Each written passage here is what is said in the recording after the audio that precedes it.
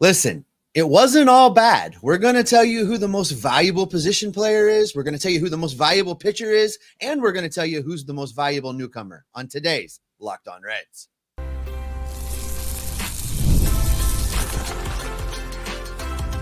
You are Locked On Reds, your daily Cincinnati Reds podcast, part of the Locked On Podcast Network, your team every day. Welcome to Locked On Reds. My name is Jeff Carr. His name is Steve Offenbaker, and we are lifelong Cincinnati Reds fans. We've been podcasting about this Reds team for a combined 12 years, and we are here every single day talking about Cincinnati Reds baseball for at least 30 minutes a day. So make sure that you subscribe because we are part of the Locked On Podcast Network, your team every single day. And on today's podcast, we're going to look back at this 2024 season. And while the ultimate goal was completely missed, there were definitely some individual performances that left us smiling. We're going to talk about the ones that made us smile the biggest: team MVP, the best, most valuable pitcher on the team, and best newcomer, which will tell you what that means. It's not just about rookies with this. We'll talk about that later on in today's show. That's all coming up on today's Locked On Reds podcast that is brought to you by Prize Picks. Download the Prize Picks app today and use the promo code LOCKEDONMLB. You'll get $50 instantly when you play your first $5 entry. Prize Picks, run your game. And where we're going to start today is with the most valuable player on the team, Steve. Look, there were some great performances by a couple of different guys who have some nice ancillary arguments. There are some guys that performed well. Nobody performed as well as Elly de la Cruz. Let's just put that to bed right now. Elly de la Cruz is this team's most valuable player because he was phenomenal. He hit my bold prediction. I said that there would be a Reds player to get 6 WAR this season, 6 or more, 6+. And at least according to Fangraphs, Elly de la Cruz, 6.4 wins above replacement. Gotta love it. Do you have his B WAR in front of you by any chance? B WAR means never mind. Anyway. All right. Well, here's what I'm going to do. I disagree with you that it's just that much of a no-brainer. I'm going to tell you why it's a 2-horse race. Yes, that race probably starts with Elly de la Cruz being the front runner, being the beginning of the conversation, but you cannot leave out my man Tyler Stephenson, and I'm going to tell you why. On the season, Elly de la Cruz has an OPS plus of 118, 18% better than league average, and all of those stolen bases boost his numbers just a little bit. Tyler Stephenson has an OPS plus of 112, just 6% less than Elly de la Cruz and 12% better than league average, playing the position of catcher, a much more physically demanding position, a position that's involved in each and every pitch of the game. He is responsible for not only getting his hits and getting on base and playing good defense, but also managing a pitching staff. And he did all of those things very, very well and played in 138 games. Now, he didn't catch all of those, but you remember him telling us, you and I, right here on this show, 120, 130 is his sweet spot for games in a season. And that's where he wanted to be. And that's where he was. And he came up just one short of joining that 20 home run club. He's going to find that next year. But for me, all things being equal, looking at the big picture, I think there's an argument for Tyler Stephenson, and it's a coin flip for me. He really improved this year in all aspects of the game, whether it be at the plate or behind the plate. And I have always said that I respect catchers the most. So yes, I agree. He does have an argument here. He's had a pretty solid season, but Elly took that step, the step that we weren't sure he could take. There were projection systems that were like, yeah, we see him moving forward a little bit in his career, but not necessarily to this degree. And while the 118 OPS plus isn't quite as big as I thought it would be. In fact, a couple of months ago, it was much higher than that. He really kind of slowed down as the season came to a grinding halt. But this was his first full season because he did not play a full season in 2023. So I love to see that. And we are now going to talk about Elly de la Cruz taking a step from great to elite in 2025, and I'm very much looking forward to seeing if he can do that. But he took a step into greatness in 2024 with everything that he did. And look, I get it. There's going to be some folks that are just like, errors, strikeouts, blah, blah, blah. Strikeouts don't matter in this day and age. There's nobody that cares about strikeouts anymore. He might have set a number. He might have beat Drew Stubbs, but look at everything else he did in spite of that. If he cuts those down, sure, he looks better. If he cuts down his strikeouts, Steve, he's in the MVP conversation with Shohei Ohtani. And for a little bit this season, he was. But he didn't cut down his strikeouts. You want to know who did have less strikeouts? Tyler Stephenson. He had about 100 less strikeouts. Tyler Stephenson, 117. Elly De La Cruz, 218. Looking at their slash lines, Jeff, we're going to take these a stat at a time. Elly De La Cruz, 259 batting average. Tyler Stephenson, 258. On base percentage for Elly De La Cruz, 339. Tyler Stephenson, 338. Slugging percentage, here's the difference. Slugging percentage, 471 for Elly, 444 for Tyler Stephenson. They were almost the same guy offensively, Jeff, and one of them was playing the position of catcher. The more I look at this, I'm changing my. Tyler Stephenson is the most valuable player. Tyler Stephenson is the most valuable player. Well, if you take Elly De La Cruz off this team is a 100 loss ball club. If you take Tyler Stephenson off this team, it's the same offense you're losing. The same offensive production. The only difference is the stolen bases and also the caught stealings. I'll have you know, Elly De La Cruz thrown out 16 more times than Tyler Stephenson on the base paths. Did Tyler Stephenson take 16 steal attempts? He has 1 stolen base and 0 caught stealings. That's fair. That's why I love stats. You can mess with anything. But no, I think that this was kind of the explanation. No, because you know what you're doing. You know what you're doing. You're using Elly's potential to be a game-changing superstar. You're using his potential to be the face of baseball and letting it weigh your decision on this year's numbers.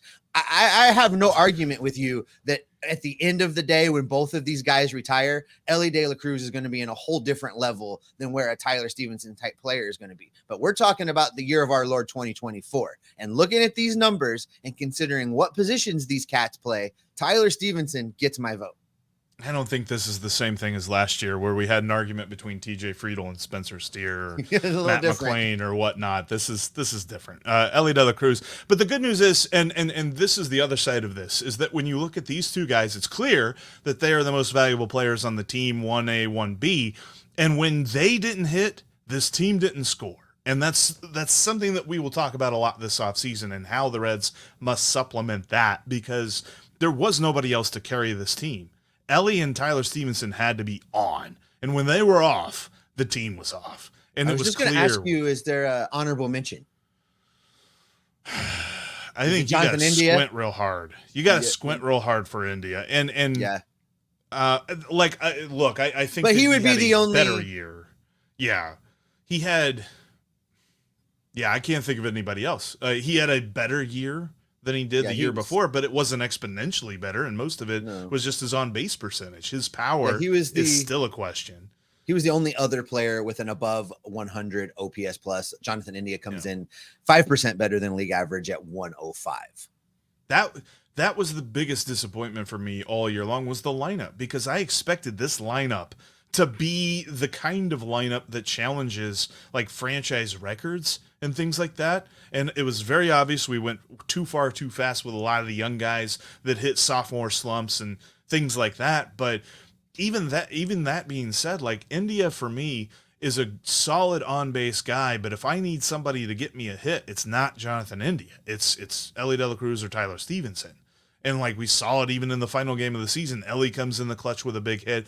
Tyler Stephenson follows him up with a single to score him. And that was the game. That's all they needed. So I think that moving forward has to be the viewpoint of Nick Krall. Like, all right, these are the two guys that we can trust the most. How do we supplement them?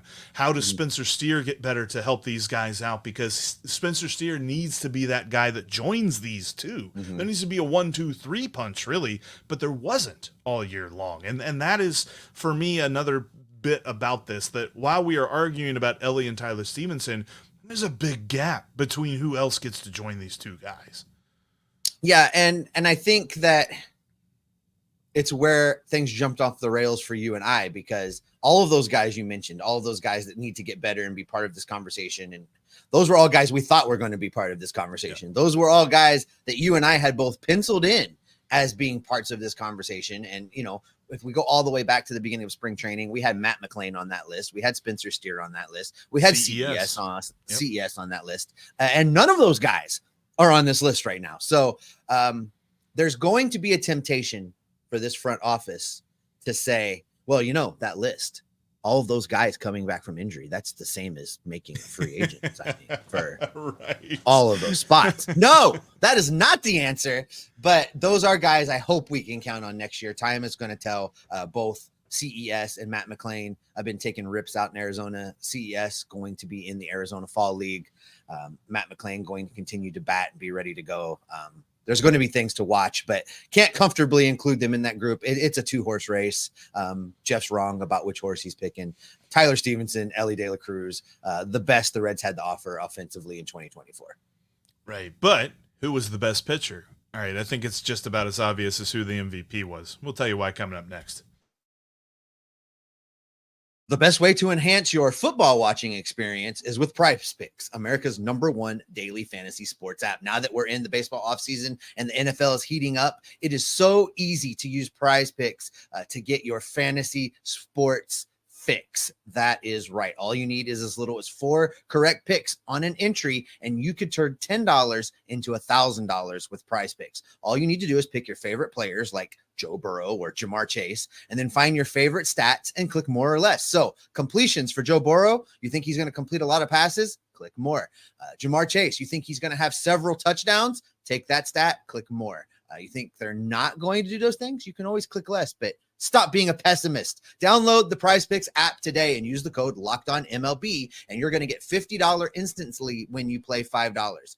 That's code LOCKEDONMLB for Prize Picks to get $50 instantly when you play $5. You don't even have to win.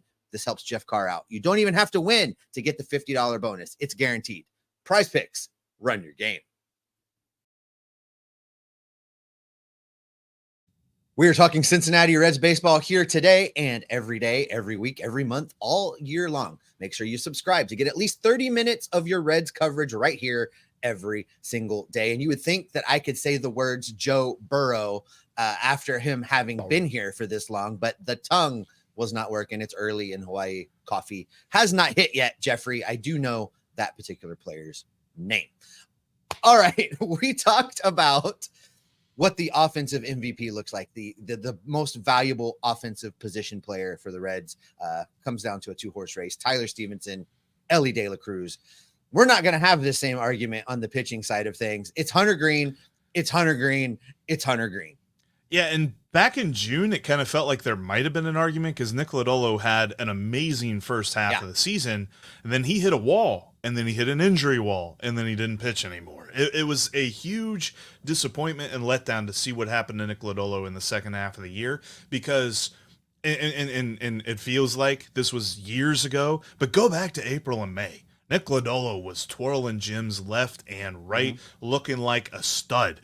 But Hunter Greene kept doing it, and he kept going. And as much as it was a bummer that he had the elbow protuberance, I don't know what we call it. He banged his elbow on the coffee table. You got an owie, Jeff. Got an owie. I think part of that was, all right, look, we're not that close. We don't really want to jeopardize next year. Take some time, let the swelling go down. Thought it was weird that he came back and pitched, but hey, he looked good in the final game of the year. But ultimately, his entire season looked exactly like what we wanted to see when he was snubbed for opening day and when he was sat down and said, look, it ain't by default that you're the staff's ace. You got to earn it. He went out and he earned it this year. Yeah, there's a lot you can glean about the Reds pitching staff just by looking at the numbers. Hunter Greene led this team in games started at 26. He led this team in innings pitched at 150 and a third innings, and that's with his IL stint. Still led the team in innings pitched. Also led the team in strikeouts with 169.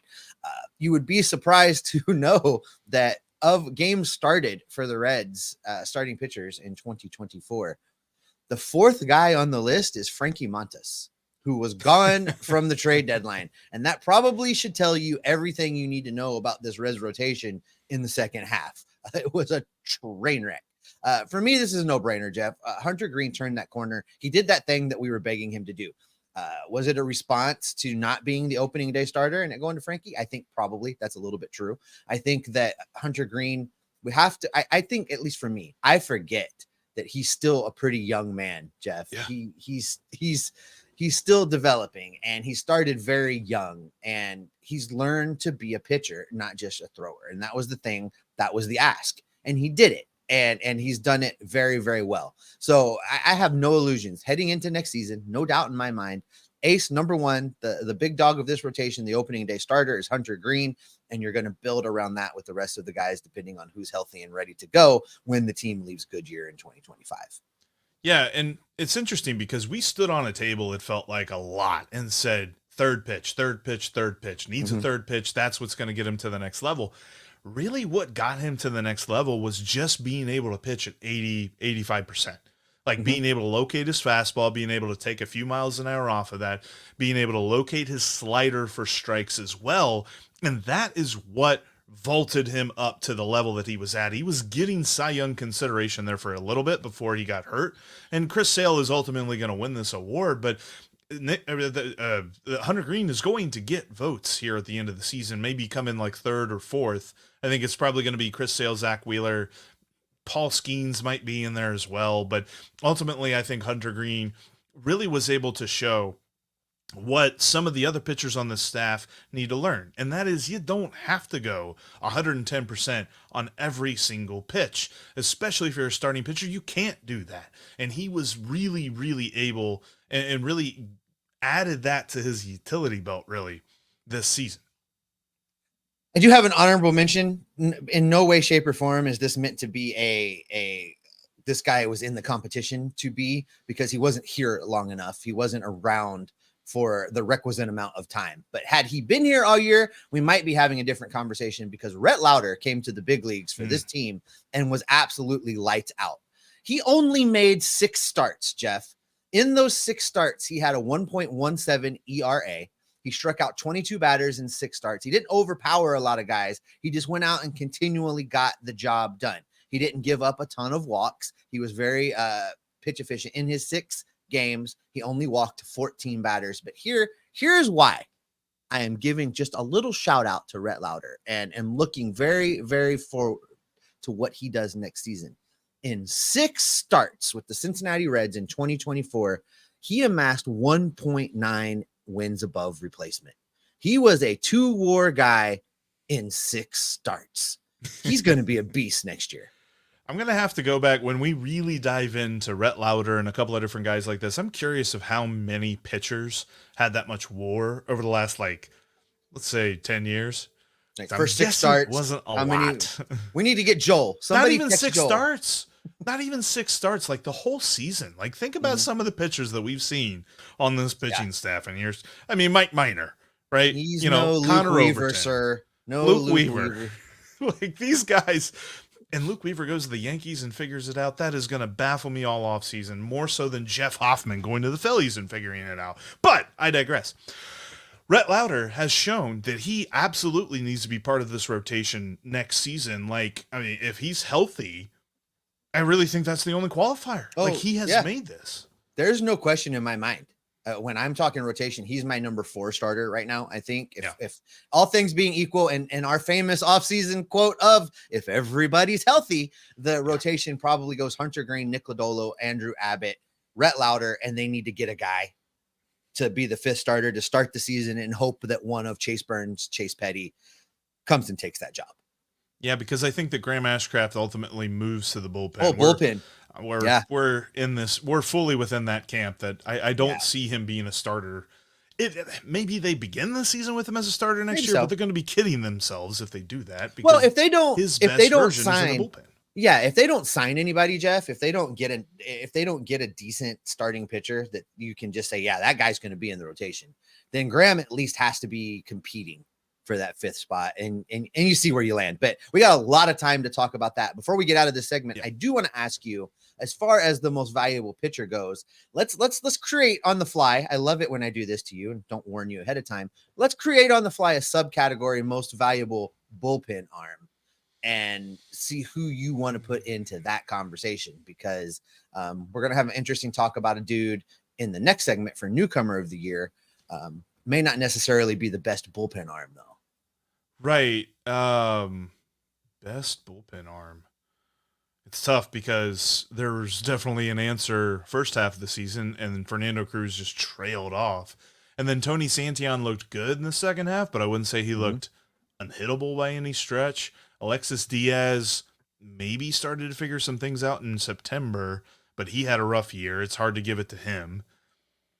Brent Suter was I think it's Buck Farmer. Is it Buck Farmer? Are we talking ourselves as Buck Farmer? I think it's Buck Farmer. He was consistent. He was around for the better part of the year. He did what he was asked to do. Was he a back end of the bullpen guy? Like, no, we're not turning the stadium lights off and playing music every time he comes in. But when Buck Farmer came into games this year, I didn't sit in my chair and think to myself, well, crap, here we go. I was okay when it was Buck Farmer coming in. And credit to him, because early on this season, he was the guy that came into fireman situations. Like, the Reds were out of it, aren't going to win. Let's just get somebody to the end of the game. Buck Farmer was that guy. But when he did that, he gave up nothing. And he grew in confidence, and he showed that he should be given more high leverage opportunities. And when he finally did, he made the most of them for the most part. I cannot remember a whole lot of games where he blew up. Like, conversely, there were a lot of games, even though Emilio Pagan didn't pitch a lot of games, there were a lot of games that I was like, geez, Emilio Pagan really gave that one up. I don't really feel that way with Buck Farmer. So yeah, I think I kind of agree with you on that one. It's tough because I just feel like there were stretches, but there weren't full seasons of guys that you can be like, that was the guy. Like, if you could put together the first half of Fernando Cruz and the second half with Tony Santiago, that's your best relief pitcher. Yeah, because I think for a lot of these guys in the bullpen, it's an easier conversation of who disappointed you and how. I think that's really where we land on a lot of these guys. That's a whole different show. But there is a guy, and there are actually a few of them, that didn't disappoint, Jeff, when they joined this team. I'm not talking about rookies. I'm just talking about additions. I'm talking about players that the Reds didn't have in 2023 that they added to the roster in 2024. And coming up next, we're going to tell you who we think the newcomer of the year is. Hey, football fans, you can start the season off with a big return over on FanDuel, America's #1 sportsbook. So when you get a hunch in the middle of a game, and you can check out the latest stats, you can also view live play-by-play and so much more, all on the same page where you place your bets.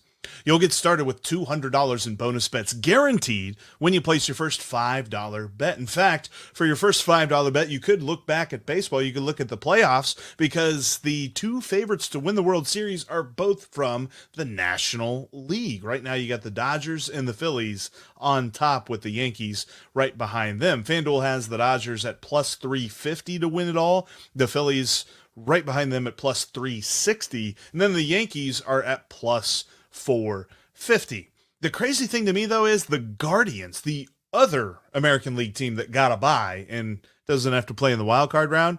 Yeah, they're 11-1 to win the World Series. That seems a little bit intriguing to me. I might put a little bit on that. That's over at FanDuel.com. If you're headed down to the stadium today, or maybe tomorrow, or maybe next week, the best way to get your tickets is through Game Time. Game Time has the best last-minute deal. Seriously, you don't have to plan well in advance and buy your tickets super early and worry about all these different fees and things like that you'll get through team sites. Game Time shows you up front exactly what you're paying for, and they're going to give you some great deals too. The closer to kickoff, or the closer to tip off, or the closer to the puck dropping that you get, the more the price goes down. And plus, if you're a new user for Game Time, you can download the Game Time app today and create an account. Use the promo code LOCKEDONMLB, and you'll get $20 off their already amazingly low prices. Check out Game Time today. It's the way that I check out some different stadiums. It's the way that Steve checks out different stadiums. And we love going down to Great American Ballpark with this, but you can get into Paycor. You can get into Cyclones games, Bearcats games, all the great stuff. Game Time has it. Again, download the app, create an account, and use the promo code LOCKEDONMLB to get $20 off your first purchase. Download Game Time today. What time is it? It's game time. Make sure you're subscribed to the podcast, as all off-season long, we are coming at you with Reds talk every single day, 30 minutes or more. In most cases, we love to talk about the Reds, and we want to talk about the Reds with you. And what we are finishing up today's podcast with, we talked about the most valuable player and why it's Elly Cruz, and we talked about the most valuable pitcher and why it's Hunter Greene, and we're going to look at the best newcomer. And we say that with this caveat. We're not just talking about rookies. We're not just talking about call-ups. We're talking about free agent signings. We're talking about trade acquisitions, new Reds uniform guys who needed new numbers this year and things like that. And for me, it comes down to three different players. And it's a little bit of how you value different performances, because we got a position player, we got a bullpen, or we got a starting pitcher, and we got Nick Martinez, who did everything that you could ask. It's Nick Martinez against Santiago Espinal against Rhett Lowder, who we gave a little bit of an honorable mention nod there to best pitcher on the team. Your disrespect of Austin Slater and Eric Yang are not going to go We don't unnoticed. count stats that they get elsewhere. Austin Slater was a much better Oriole than he was a Red this year. I was going to do that little bit between Livan Soto and Eric Yang, both all of one game with the Reds, but then I remembered Austin Slater, so I included him. Yeah, I think that list is pretty good, but one of those guys is far and away the best newcomer on this team for the year. And for me, that's Nick Martinez. He comes into Cincinnati. He's told that he's going to be given an opportunity to start. Coming out of Goodyear, he really wasn't given the opportunity to start, but the situation changed very, very quickly. First, he was a long guy. Then he was a starter. Then he was back as a reliever. Then he was back as a starter. Then he was the second part of a bullpen day. Then he was a starter. And no matter what the Reds asked him to do, he just went out there and did it well. He went out there.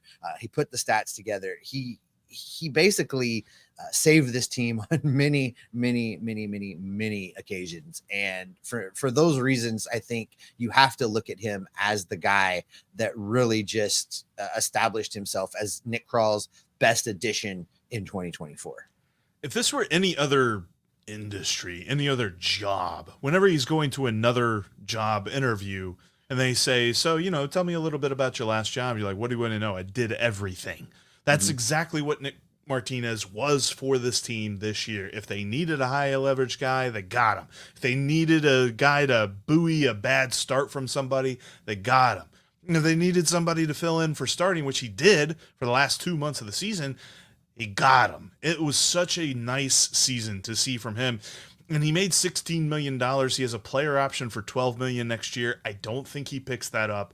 I'd be intrigued, and I have to kind of go through this and look through the ins and outs of the rules of this.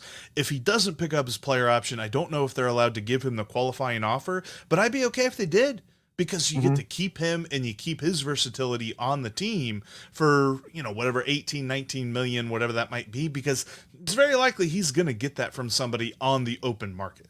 It's wild to me that this is a guy that had to go spend 4 seasons in Japan playing baseball. Between he made his debut in Texas, spent 4 years in Japan, came back with the Padres, now on to the Reds. It may surprise you to know, Jeff, just because first off, he's that workhorse, blue collar kind of guy Cincinnati loves to love. We talk about these guys that Cincinnati loves to embrace. He's one of those dudes. It might surprise you to learn. It might surprise the listeners to learn, because I think we just kind of accepted, oh, well, there's Nick Martinez. He's doing all right. Good job. 4.0 wins above replacement in 2024. That's all-star level wins above replacement from Nick Martinez. Yeah, I think it's Elly, Hunter Greene, Nick Martinez. Yeah. The third most valuable player on this team. That was not on my bingo card for the season. Last offseason, I stood on a table and yelled out, go get Nick Martinez for this bullpen. So when they did, I was ecstatic, and I was so happy to see it. But he was so much more than I expected him to be. And I think because of that, I want to see the Reds keep him however they possibly can. Now, don't get me wrong. I don't think that is in lieu of other moves. I think you need to keep Nick Martinez and then still go make some other moves. But I love what he brings to the table, and the Reds cannot let him go to another team next year, because I could easily see him going to somewhere like Chicago or Milwaukee and just absolutely crushing us for a season. Yeah, I don't want to be a wet blanket, Jeff, but I am just going to point out that his agent is Scott Boras.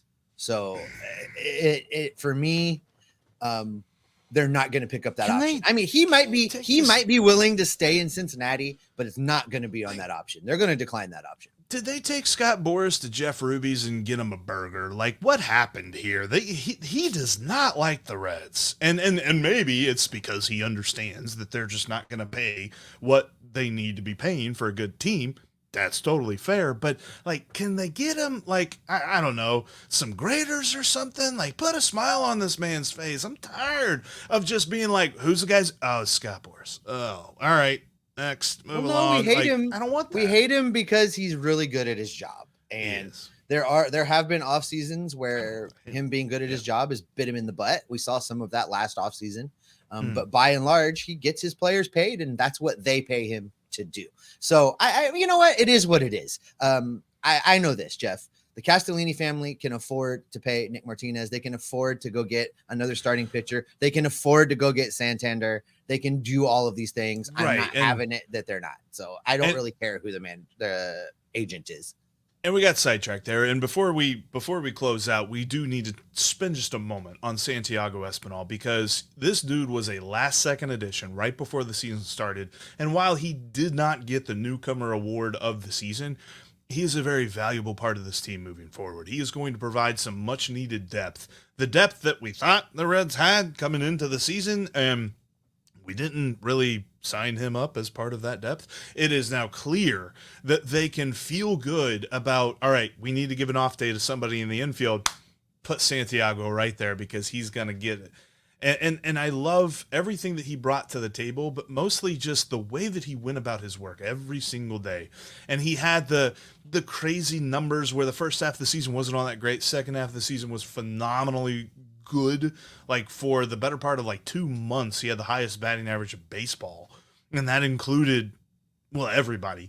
But at the end of this day, like, Santiago Espinal needs to get some flowers in this. And I think we cannot end this without talking about it. No, and he is, and look, he was really, really good for a stretch there, but he was also really, really bad at times, Jeff.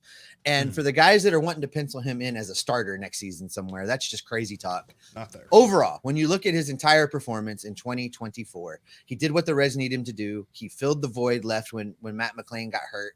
He was good defensively. He was okay at times offensively.